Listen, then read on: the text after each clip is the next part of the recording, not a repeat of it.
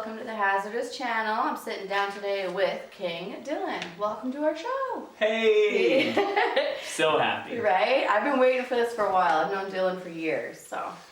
All right. Actually, What is it? What is today? 5 years today we became Facebook friends. I know, when I saw that pop up, I'm like, I have to send this to you. Yeah. Like, how fitting is this for our interview? Perfect. So, it was perfect. So one question I've always wondered is, how did you come up with your name, King Dylan? Well, so I started rapping and I had these other little rap names like Dill Dog and Micah Seidel, like I murder microphones. Yeah. But I was like, those names are stupid, and if anyone ever called me that like out loud, I thought Yeah. that'd be like ridiculous. So I was like, how do I keep Dylan in the name? Like MC Dylan sounds stupid. And this girl in my yearbook was writing like, "You're hilarious, you're the king," because I was like just kind of a goofy kind of kid, Yeah. just being silly at school. So she wrote "You're the king" in my yearbook, and I was like, maybe I should be King Dylan. Oh, that's awesome. I don't know. I thought it'd be kind of interesting, and then now I get a lot of flack for it being like, you think you're so cool and you're full of yourself and you got an ego. Like, Come on. The name fits. The name fits, Dylan. Yeah. So yeah, That's wicked. Awesome. So we'll shout out to you for helping out with the name. So how long have you been rapping for, and what got you into rapping? Whew. I mean, I was listening to rap since like mid-90s, 94, 95. And I've always done music. Like I played piano, I was in band and stuff like that. I always wrote like little poems for English, like language arts class and stuff like that. So I think I've always just been a writer. And since I listened to rap, it kind of just gravitated towards that. So I guess that was by 97, I was writing my own rap lyrics and starting to make my own beats from like tape players and stuff like that, like hitting pause. We're that old, guys. Yeah. Cassette tapes. That's awesome. So it comes naturally. Yeah, I guess. Yeah. And like then in high school, I met a couple friends, and they were like, "You rap?" And I'm like, "Yeah. Do you want to rap too?" And they're like, "Yeah." So we formed a rap group. That's awesome. What was the rap group's name? You know them as the DC Show, but we know used to be called the Doomsday Cartel, which is what the DC stands for. No way. I always wondered that too, so you Yeah. answered another question. Yeah, well, because we formed right before the year 2000, so it was like the Millennium Scare kind of thing, like Y2K. Yeah, the Y2K. So we were like Doomsday. Oh, that's awesome. Yeah, I thought it was kind of interesting, and we were very like Armageddon focused and type of things like that, which I thought was kind of funny. That's wicked. That's awesome. awesome. So what do you find is the most struggling part about being in the music industry? And is there any pointers that you can give for like kids that are just starting out in rap, or? Sorry, like the first part of the question? Is the most struggling part about being in the music industry? There's a lot. There's a lot, but having funds to do things properly is one thing. Like paying for music videos or paying for radio promotion or like a publicist or a manager and stuff like that, it all costs money. Yeah.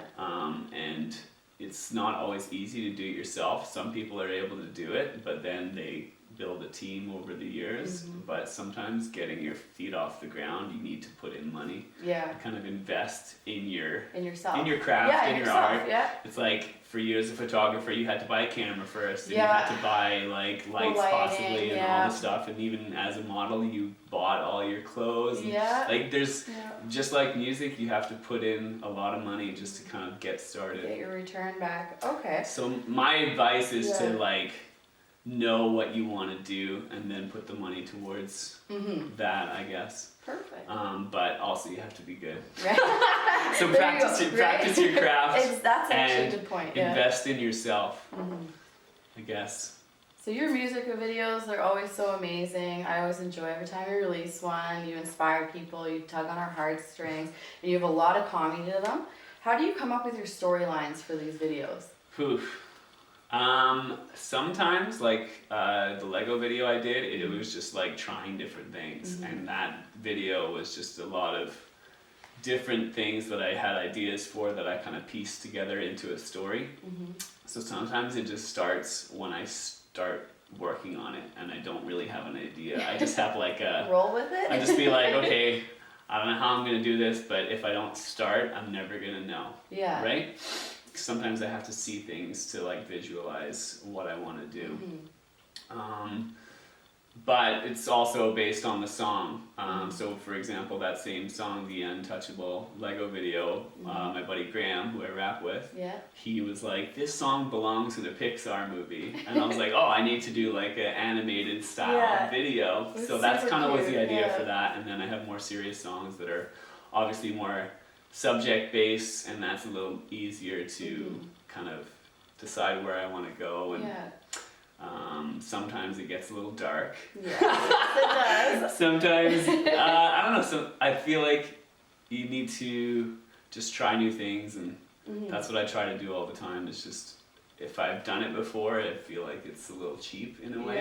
Like, So you gotta be trying new things every time. Stepping up your game every time you throw something out. And if you do reuse like an idea, you kind of have to just step it up, like as you just said. Just very much like grow and change. And I think all my video ideas are just kind of based on like, oh, what can I do now? Like, I've already done this, so what can I do next? And how can I improve upon this? And stuff like that. That's awesome. Do you have a favorite song or video that you've done?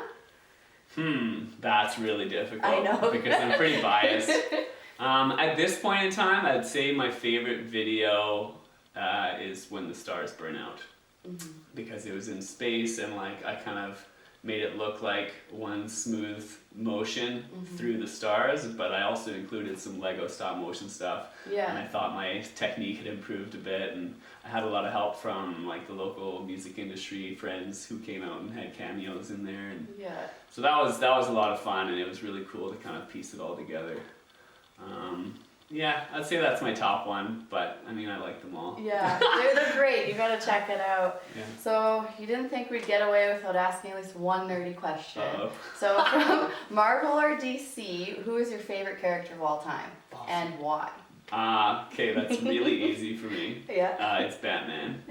I knew the answer, but I wanted to so Batman is my favorite because when I was growing up, the 1989 Batman was like ingrained in my brain. So like Michael Keaton and Jack Nicholson are just classic. And I have like the old Batman toys from back then. So he's always legendary in my mind. But the number 2 reason is because Batman loves dinosaurs. And I also love dinosaurs. And also he doesn't have any like superpowers, so I think he just kind of is different in a way. Obviously Iron Man doesn't have superpowers either, but they're kind of on the same wavelength in Marvel versus DC, but I don't know, Batman is just darker. I like the dark kind of symbolism. And that was what was really appealing about the Tim Burton Batman, is because he wasn't really like goofy and campy like he was in the old cartoons and Adam West style. I'm not crazy about the Adam West. I respect it for what it was, but like the Tim Burton Batman was just like that's what I guess Dark Knight Returns was before that stuff. All the like Frank Miller Batman was dark as well. But Tim Burton did it. But that was Tim Burton was the one that I saw first, so I mean that's where I gotta go from. I remember seeing it at a drive-in. I'm that old. When I was a kid with my parents, and I'll never forget it. My dad had it actually. My dad introduced us to it. That was my dad. He loved Batman too. That's cool. So I mean I like superhero movies of all kinds, but actually, secret here, Batman is in my next music video. Oh, you heard it here first. That's awesome.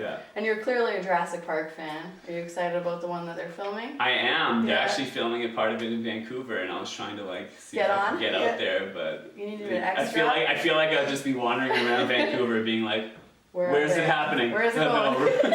I'll miss it. Stalking everybody. They're like, "Get out of here." That's awesome. So do you have any upcoming shows that we can share with our fans, or where they can hear you live?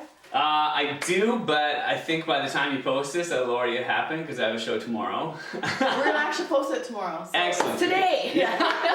So it's for Big Winter Classic. It's actually happening right now here at on 11th Ave. It's like Broken City and Last Best. So I'm playing tomorrow at Last Best with a bunch of other rappers from Calgary. Awesome. Rick Razor Sharp, Pat Clifton, King Dylan. Nice. What time do you go on at? I play at 3:45. So that's not too bad. So get your butts out there.